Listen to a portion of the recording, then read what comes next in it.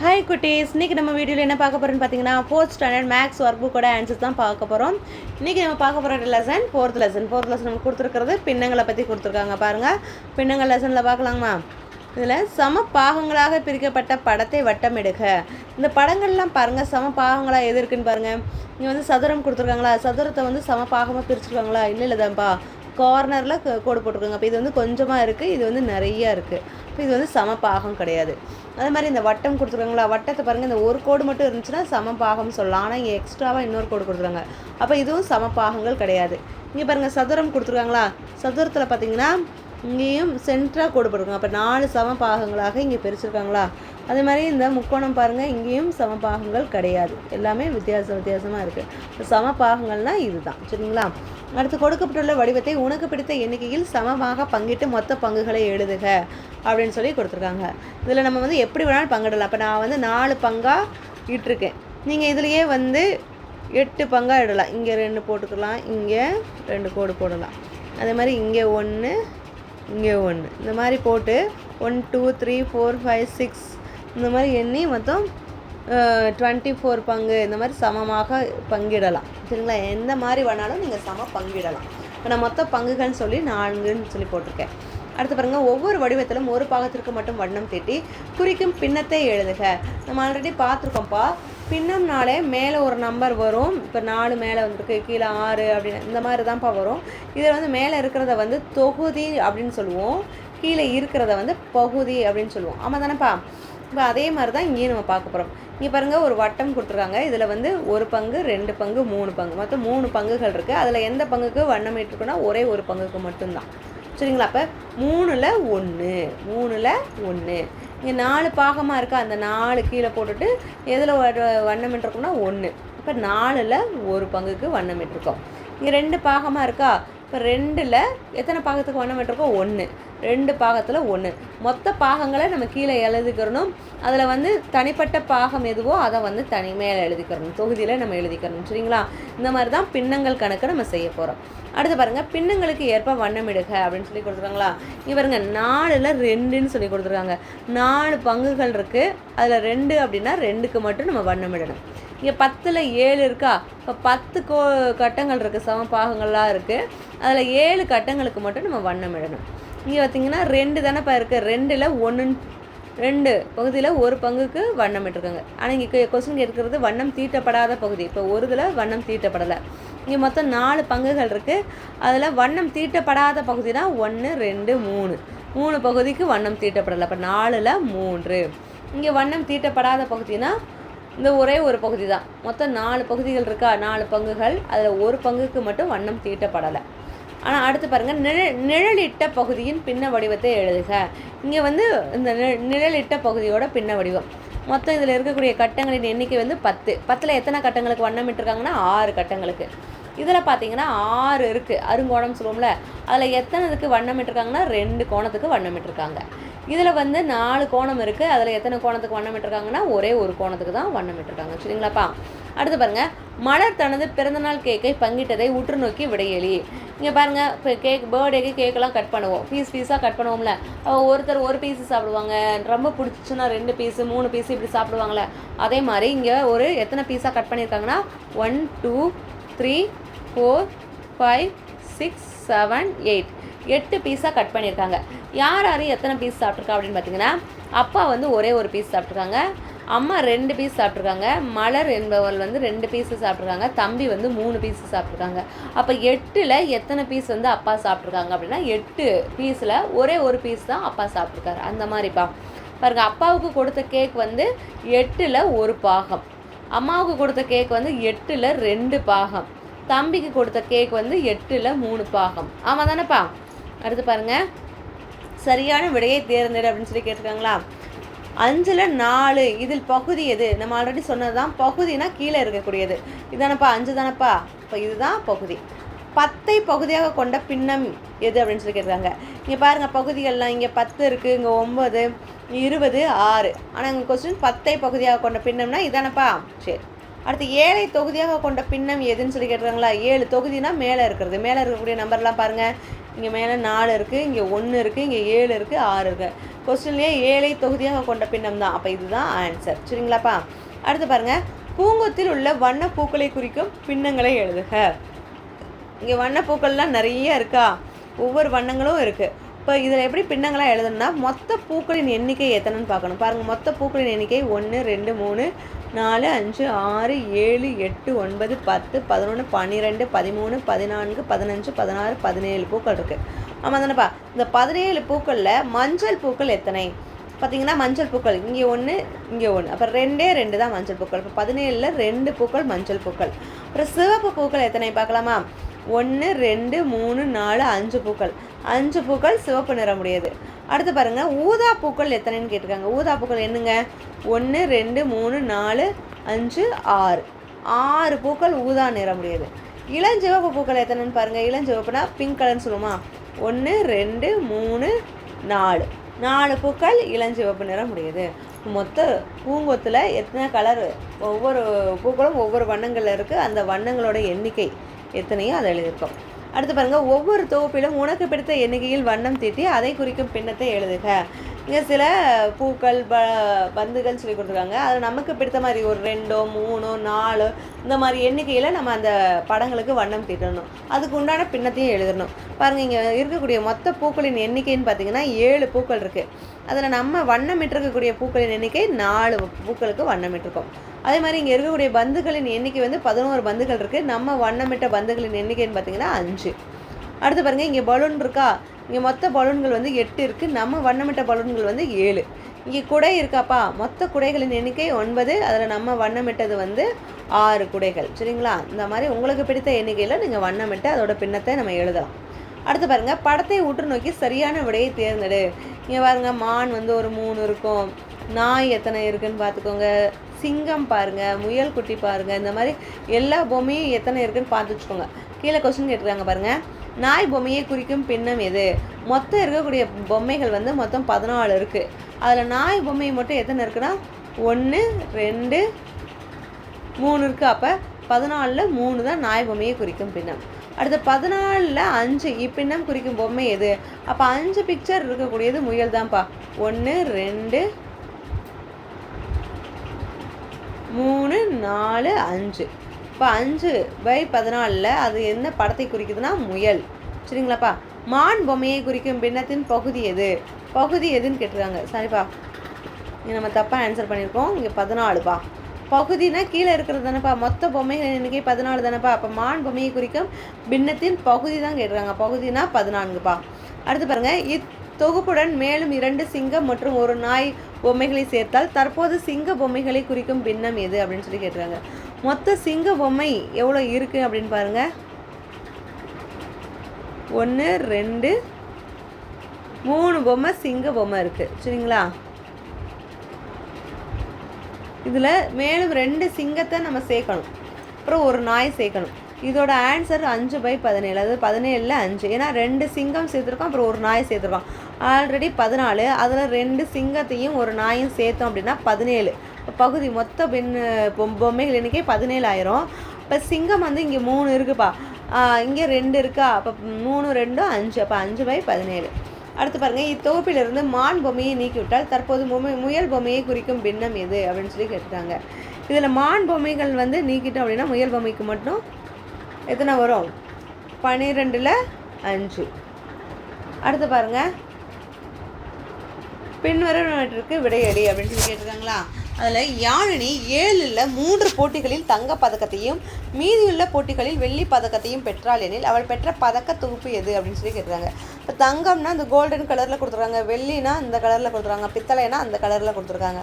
அவங்க என்ன கொடுத்துருக்காங்கன்னா 7ல் 3 போட்டிகளில் தங்க பதக்கம். அப்போ 3 தங்கம் இருக்கக்கூடியது எது எதுன்னு பார்த்தீங்கன்னா இதில் 3 இருக்குது, இதில் 3 இருக்குது, இதுலேயும் 3 இருக்குது. அடுத்து மீதமுள்ள போட்டிகளில் வெள்ளி பதக்கம். மீதி இருக்கக்கூடிய எத்தனை? மொத்தம் 7 போட்டி தானேப்பா. இப்போ 7 கவுண்டிங் எங்கே இருக்குன்னா இங்கே தான். 1 2 3 4 5 6 7. 7ல் 3 போட்டிகளில் தங்கம், மீதி இருக்கக்கூடியதெல்லாம் வெள்ளி. சரிங்களா? இந்த மாதிரி இருந்துச்சுன்னா இதுதான்ப்பா ஆன்சர். அடுத்து பாருங்கள், மீன் தொட்டியை உற்று நோக்கி தங்க மீன்களுக்கான பின்னங்களை தேர்ந்தெடு அப்படின்னு சொல்லியிருக்காங்க. மொத்த மீன்கள் எத்தனை இருக்குதுன்னு பார்த்தீங்கன்னா 1 2 3 4 5 6 7 8 9 9 மீன்கள் இருக்குது. அதில் தங்க நிற மீன்கள் பார்த்திங்கன்னா 1 2 3 4 5 தான்ப்பா. இப்போ 9ல் 5 மீன்கள் தங்க நிறத்தை கொண்டுள்ளது. அடுத்த பகுதி 10 தொகுதி 6 கொண்ட பின்னம் குறிக்கும் கொய்யா பழங்கள் கொண்ட பழ தொகுப்பை எழுதுக. பகுதி 10 இருக்கணும், தொகுதி 6 இருக்கணும், சரிங்களா? இப்போ அந்த மாதிரி இருக்கக்கூடிய கொய்யா பழங்கள் கொண்ட பழத்தொகுப்பு அப்படின்னு சொல்லி கேட்டிருக்காங்க, சரிங்களாப்பா? இதில் பார்த்தீங்கன்னா கொய்யா பழங்கள் கொண்ட பழத்தொகுப்பு, அப்போ 6 பழங்கள் கொய்யா பழமாக இருக்கணும். பாருங்கள், 1 2 3 4 5 6 6 பழங்கள் கொய்யா பழம், மீதி ஆப்பிள். இப்போ இதுதான் சரியான ஆன்சர். அடுத்து பாருங்கள், வளவன் தான் எதிர்கொண்ட 50 பந்துகளில் 27 பந்துகளை எல்லை கோட்டிற்கு திருப்பினார் எனில் எல்லை கோட்டிற்கு திரும்பிய பந்துகளை குறிக்கும் பின்னம் எது? இப்போ அவங்க என்ன சொல்கிறாங்க, 50 பந்துகளில் 27 பந்துகளை எல்லை கோட்டிற்கு திருப்பினார். இப்போ எல்லை கோட்டிற்கு திருப்பிய பந்துகள் 27 தானப்பா. இதுதான் சரியான ஆன்சர். அடுத்து பாருங்கள், வனஜா தன்னிடம் உள்ள 5 ரூபாய் நாணயங்களை அவற்றில் உள்ள வருடங்களின் அடிப்படையில் பிரித்து வைத்தால் அட்டவணையை உற்று நோக்கி 2019 வருடமிட்ட நாணயங்களை குறிக்கும் பின்னம் எது அப்படின்னு சொல்லி கொடுத்துருக்காங்க. இப்போ நிறைய நாணயங்கள் 5 ரூபாய் நாணயங்கள்லாம் வச்சுருக்காங்க. நாணயங்களுக்கு கீழேனா அதோட வருடத்தை குறிப்பிட்டிருப்பாங்கள்ல, அவகிட்ட 2019 ஒரு 7 காயின்ஸ் இருக்குது, 2023 9 காயின்ஸ் இருக்குது, 2024 12 காயின்ஸ் இருக்குது. அவங்க கொஸ்டின் கேட்டுக்கிறது 2019 வருடமற்ற நாணயங்களை குறிக்கும் பின்னம். 2009 7 நாணயங்கள் இருந்திருக்கு. ஆனால் வனச்சாட்டம் இருக்கக்கூடிய மொத்த நாணயங்களின் எண்ணிக்கைன்னு பார்த்தீங்கன்னா இதை 3 கூட்டினீங்கன்னா 28. அதில் 7 நாணயங்கள் அவள் 2019 அப்படின்ற வருடமற்ற நாணயங்களை வச்சுருக்கா. இதுதான்ப்பா சரியான ஆன்சர். அடுத்து பாருங்கள், பொறுத்துக்கன்னு சொல்லி கேட்டிருக்காங்களா, 4ல் 2ன்னு கொடுத்துருக்காங்க. அப்போ மொத்த எண்ணிக்கை 4 வரணும். அதில் நிழலிட்ட பகுதி அப்படின்னா 2ன்னு வரணும். அது பார்த்திங்கன்னா இங்கே தான் 4ல் 2. இங்கே 4ல் 3ன்னு சொல்லி கொடுத்துருக்காங்களா, இங்கே பாருங்கள் 4ல் 3. அடுத்து 6ல் 2 6 கட்டங்கள் எதுனா இதுதான் 6ல் 2 கட்டத்துக்கு வண்ணமிட்டிருக்காங்க. அடுத்து 8ல் 3. 8ல் 3ன்னு பார்த்தீங்கன்னா இது 8 கட்டங்கள் இருக்குது, அதில் 3 கட்டங்களுக்கு வண்ணமிட்டிருக்காங்க. அடுத்து பார்த்திங்கன்னா 3ல் 1. இங்கே 3 இருக்கா, 3 கட்டங்கள் இருக்குது, அதில் ஒரு கட்டத்துக்கு வண்ணமிட்டிருக்காங்க, சரிங்களாப்பா? அடுத்து பாருங்கள், சரியான விடையை தேர்ந்தெடு அப்படின்னு சொல்லி கேட்டிருக்காங்களா. 4ல் 1 என்ற பின்னத்தை குறிக்கும் படம் எது? இதில் 4ல் 1, இது 4 தான், ஆனால் 2 இதில் கலர் பண்ணியிருக்காங்க. இது 4 இருக்குது, ஆனால் ஒரே ஒரு இதில் தான் கலர் பண்ணியிருக்காங்க. அப்போ இதுதான் சரியான ஆன்சர். அடுத்து, வண்ணம் தீட்டப்பட்ட பாகத்திற்கான பின்னம் எது அப்படின்னு சொல்லி கேட்டிருக்காங்களா. மொத்தம் இருக்கக்கூடிய பாகங்கள் என்னன்னு பார்த்தீங்கன்னா 1 2 3 4 5 6 பாகங்கள் இருக்குது. இதில் வண்ணம் தீட்டப்பட்ட பாகம்னா 1 2 3 தான். இப்போ 6ல் 3 பாகம். அடுத்து பாருங்கள், தோப்பில் அதிக எண்ணிக்கையில் உள்ள பந்துகளுக்குரிய பின்னம். இதில் எது அதிக எண்ணிக்கையில் இருக்குது அப்படின்னு பார்த்தீங்கன்னா, இந்த ஒயிட் கலர் பால் இருக்கா, 1 2 3 4 5 6 இருக்குது, அதுதான் அதிக எண்ணிக்கையில் இருக்குது. மொத்தம் இருக்கக்கூடிய பந்துகளின் எண்ணிக்கை 12. அதில் அதிக எண்ணிக்கையில் இருப்பது இந்த வெள்ளை நிற பந்து, அது 6 இருக்குது. அடுத்து பாருங்கள், வட்டமிடப்பட்ட பழங்களின் பின்ன வடிவம் அப்படின்றாங்க. வட்டமிட்டது பார்த்திங்கன்னா இது 2 3 பழங்கள் வட்டமிட்டிருக்காங்க. மொத்த பழங்களின் எண்ணிக்கை 7. அதில் 3க்கு வட்டமிட்டாங்கன்னா 7ல் 3. அடுத்து பாருங்கள், விடுபட்ட பின்னங்கள் எது அப்படின்னு சொல்லியிருக்காங்க. இங்கே எல்லாமே 1/8 1/8. அப்போ எல்லாமே 1/8 தான் இங்கே வரும். அதுக்குண்டான ஆன்சர் இதுதான்ப்பா. அடுத்து பாருங்கள், வட்ட விளக்கப்படத்தை உற்று நோக்கி வரும் வினாக்களுக்கு விடையளிக்க. இங்கே ஒரு வட்ட விளக்கப்படம் மாதிரி கொடுத்துருக்காங்களா. இதில் சிவப்பு வண்ணத்தில் 15ன்னு கொடுத்துருக்காங்க, பச்சை வண்ணத்தில் 5, நீல வண்ணத்தில் 10. அவங்க என்ன கொஸ்டின் கேட்டிருக்காங்கன்னா, 30 மாணவர்களுக்கு கொடுக்கப்பட்ட செயல் திட்டத்தில் வரைந்து வந்திருந்த பூக்களின் வண்ணத்திற்கு ஏற்ற எண்ணிக்கையை ஆசிரியர் வட்ட விளக்கப்படத்தில் குறித்தார். பூக்களின் எண்ணிக்கை தான், பூக்களோட வண்ணத்திற்கு ஏற்ப அந்த எண்ணிக்கையை ஆசிரியர் வட்டமிட்டு காமிச்சார்.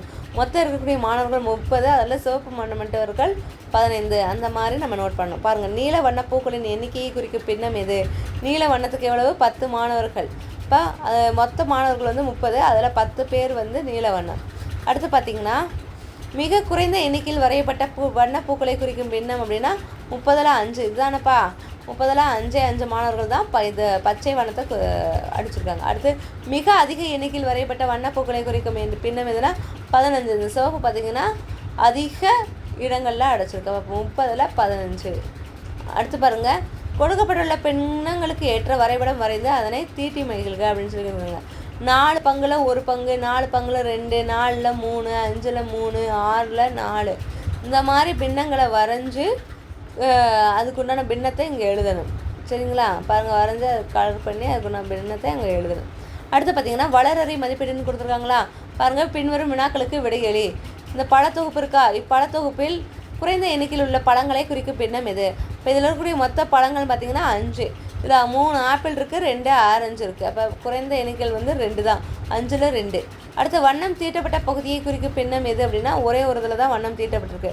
மொத்த பங்குகள் 4, 4ல் 1 என்பது கரெக்ட் ஆன்சர். அடுத்து பார்த்திங்கன்னா 4ல் 2 என்ற பின்னம் குறிக்கும் படம் எது அப்படின்னு பார்த்திங்கன்னா இதுதான். 4 கட்டங்கள் இருக்குது, அதில் 2 கட்டங்களுக்கு வண்ணம் என்றிருக்குங்க. பட் 4ல் 2னா இதுதான். அடுத்து இப்படம் குறிக்கும் பின்னத்தை தேர்ந்தெடு அப்படின்னு சொல்லி கேட்டிருக்காங்களா? மொத்தம் இருக்கக்கூடிய கட்டங்கள் 6, 6ல் 3 கட்டங்களுக்கு வண்ணம் இட்டிருக்காங்க. இப்போ 6ல் 3. சரிங்களாப்பா? அடுத்து பாருங்கள், இத்தொகுப்பில் உள்ள மஞ்சள் நிற பூக்களை குறிக்கும் பின்னத்தை எழுதுக. பாருங்கள், மஞ்சள் நிறம் 3 இருக்கா? மொத்த தொகுப்பில் உள்ள பூக்களின் எண்ணிக்கை 7. அதில் மஞ்சள் நிறத்தை மட்டும் குறிக்கக்கூடியது 3. சரிங்களாப்பா? அடுத்து பாருங்கள், பழத்தொகுப்பில் 2 பழங்கள் அழுகிவிட்டன எனில் மீதமுள்ள பழங்களின் பின்னம். 2 பழங்கள் மீதமுள்ள பழங்களின் மொத்தம் இருக்கக்கூடிய பழங்கள் பார்த்திங்கன்னா 9 பழங்கள் இருக்குது. அதில் 2 அழுகிடுச்சுன்னா மீதி இருக்கக்கூடியது 7 தானேப்பா? இப்போ 9ல் 7. அடுத்து பாருங்கள், பீட்டர் தனது வீட்டின் சுற்றுச்சுவரில் 4ல் 3 பாகங்களுக்கு வண்ணம் தீட்டி விட்டான் எனில் அவன் வண்ணம் தீட்டிய சுவர் எது? 4ல் 3 பாகங்கள். இப்போ 4 சுவர் வச்சுக்கணும்னா அதில் 3 பாகத்துக்கு வண்ணம் தீட்டினான். இதுதான் சரியான ஆன்சர். அடுத்து பார்த்தீங்கன்னா வண்ணம் தீட்டப்படாத பகுதியை குறிக்கும் பின்னத்தை தேர்ந்தெடு. இதில் மொத்தம் 4 பகுதிகள் இருக்குது.